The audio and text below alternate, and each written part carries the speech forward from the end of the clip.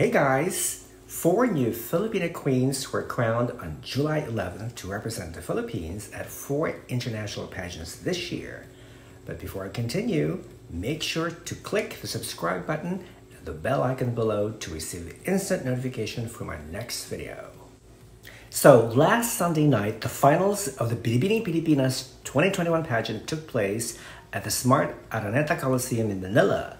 34 young women competed for four major titles and will represent the Philippines at Miss International, Miss Grand International, Miss Intercontinental, and Miss Globe. Originally, the 57th edition was supposed to have taken place on April 26, 2020, but because of the coronavirus pandemic that consequently led to a national lockdown, the finals was postponed on May 31, 2020, in observance of the community quarantine rules being implemented then. But on May 25, 2020, it was officially postponed again indefinitely until further notice.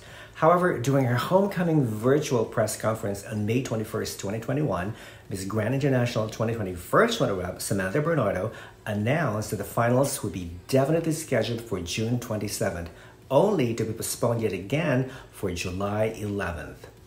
2020 was a bad year for all Philippine pageants, but especially for Binibining Pilipinas because it lost the Miss Universe and Miss Supranational franchises that year as well. Originally, there were 40 contestants who had signed up for the competition, but some of them had to withdraw either because they aged out or that they were forced to withdraw due to financial issues caused by the lockdown.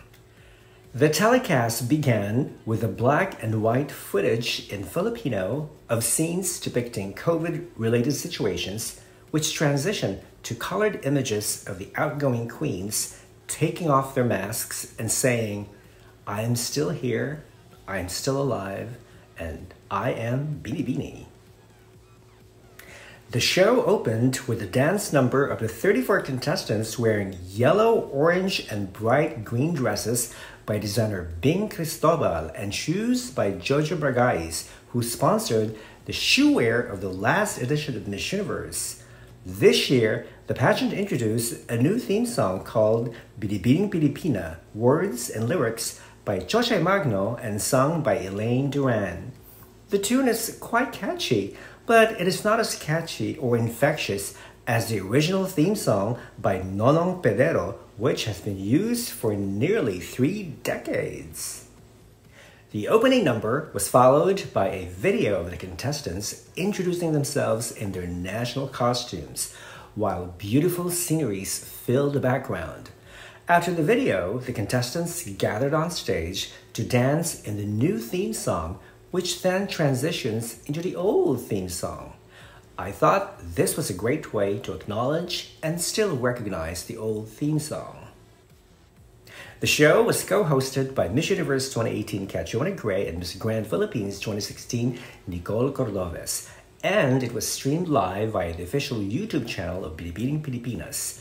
This is the first time that the pageant was broadcast live and shown on multiple channels, compared to previous broadcasts which were delayed, and also the first time that the show was co-hosted by 2 women. Now, can we talk about Catriona's first look during the evening? I mean, doesn't she look like Tinkerbell on a bad day? I mean, she was also wearing a gown that made her hips 10 times wider.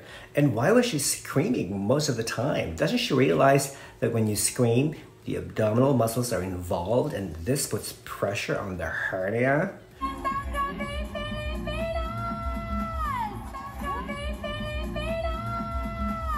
Meanwhile, Nicole wore a simple purple A-line gown with an odd-looking breastplate top. Her hair was a mess, and it looks like she's been sporting the same hairdo for years. Her makeup also made her a little orangey. After the introduction of the judges, which included Miss International 2016 Kyla Versosa, the first set of special awards were distributed to 9 contestants. I hate that captions did not appear on the screen clearly after each award was called. If the awardees had already been pre-selected, one would think that the producers could have displayed more attractive graphics showing the name of the awardees. Initially, it was reported that there would be 25 placements in this edition, but it was eventually modified to 13 placements, the 13th being the winner of the People's Choice Award. In previous pageants where the lucky contestants made the semifinals, usually they would react with shock, surprise, or awe, but not this time. When the semifinalists were called, each of them approached the front of the stage with calmness and serenity, and they gave a brief statement regarding the pandemic, which sounded perfectly rehearsed because none of them stumbled or choked. This gives the impression that the semifinalists had already been predetermined days before the finals. The semifinalists competed in swimsuit designed by Doms Ramos in collaboration with Mac Tumang, the same guy who designed Catriona Gray's winning lava dress when she was crowned Miss Universe 2018. The swimsuit was inspired by, what else? The lava. From this segment, my favorites were Graciela Liman and Meiji Cruz, who eventually won the Best in Swimsuit award. Following the swimsuit segment, Nicole presents a tribute to former Miss Internationals from the Philippines, including Bea Rose Santiago, Miss International 2013, who chatted with Nicole remotely from Toronto to discuss the status of her medical condition, which is kidney failure. Bea gave an inspirational statement about living positively no matter what situation you're in. You see, Nicole, it's either you get better or you get bitter. And it's really that simple. You have to take what life or what has been dealt to you and allow it to make you a better person, a better version of yourself, or it will consume you. Afterwards, the semifinalists changed into their evening gowns designed by various Filipino designers. Before entering the stage, each contestant had to explain the inspiration behind her gown of choice. In this segment, my favorites were Samantha Panlilio, Hani Catasano in an eye-catching gown designed by Filipino actor and comedian Paolo Ballesteros, and Gabriela Bastiano, who won the Best in Evening Gown award. Nicole then introduced Samantha Bernardo, Miss Grand International 2020 first runner-up, who briefly talked about her experience in Thailand. This was followed by videos of former Filipino representatives to Miss Globe, Miss Intercontinental, and Miss Grand International. During the Q&A round, each semifinalist had to pick a question from a judge or a celebrity guest who was watching remotely. There were a couple of girls who didn't really answer their questions, which made me wonder about their listening skills. But most of the girls gave a fairly decent answer. However, the girl who gave the best answer both in substance and delivery was Cinderella Obenita, who was nowhere on my list of favorites. To me, she was the biggest surprise of the evening. She answered a question asked by world-renowned Filipino designer Michael Cinco, who was watching from Dubai. Good evening to you, Binibining. Here's my question.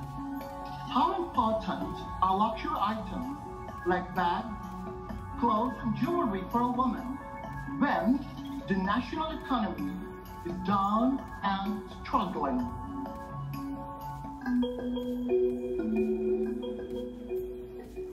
In life, we always find ourselves at a crossroad of choices.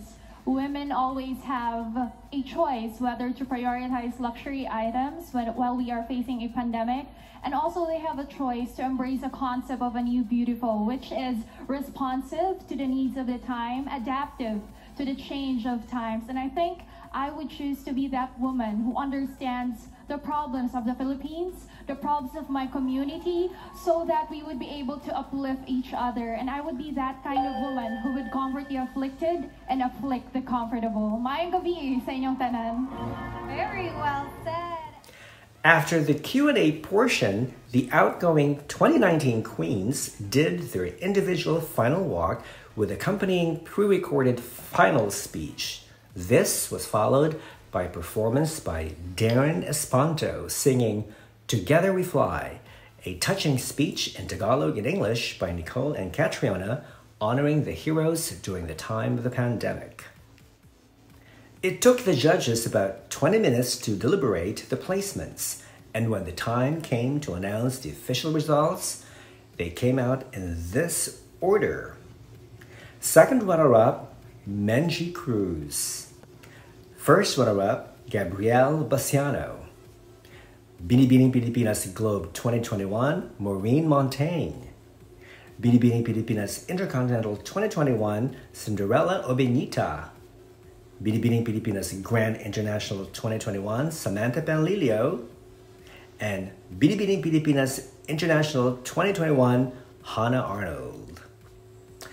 I am quite content with the results, although I have to admit that I wish Gabrielle had been selected for Miss International. But she's only 23 and I'm very sure that she will come back in a year or two, or perhaps try her luck in Miss Universe or Miss World. I wanted Maureen for Miss Grand International, but I realized later that she turned 28 on July 10th and is now past the age limit for that pageant. So Miss Globe is only appropriate because the age limit there is 30. I'm very happy for Cinderella Obenita for winning a title on her first try in Binibini. I'm equally happy for Samantha Panlilio, who could be the first Filipina to win Miss Grand International. And lastly, I'm very excited for Hannah Arnold because I have a strong feeling that she could win the Philippines' 7th Miss International crown. Overall, I found the show rather low-key and less exciting and entertaining as the previous shows. The stage setup and decoration was nothing to die for, but the generous use of LED lights added to the glitz and glamour of the show. I liked the chemistry between Catriona and Nicole, and I didn't sense any rivalry between the two. And should they have to co-host the next edition, I would suggest a major makeover in their styling, hair, and choice of wardrobe. I would recommend also that Catriona refrain from screaming and take a lead from Nicole's well-modulated voice. She should also know that Major Cruz represented the city of Valenzuela and not the country of Venezuela. Binibini 7, Magic Cruz from Venezuela. And there you have it, my review and recap of the Binibining Pilipinas 2021 pageant. If you like it, give it a thumbs up, comment, share, and subscribe. Thanks for watching, guys. Until the next time, bye.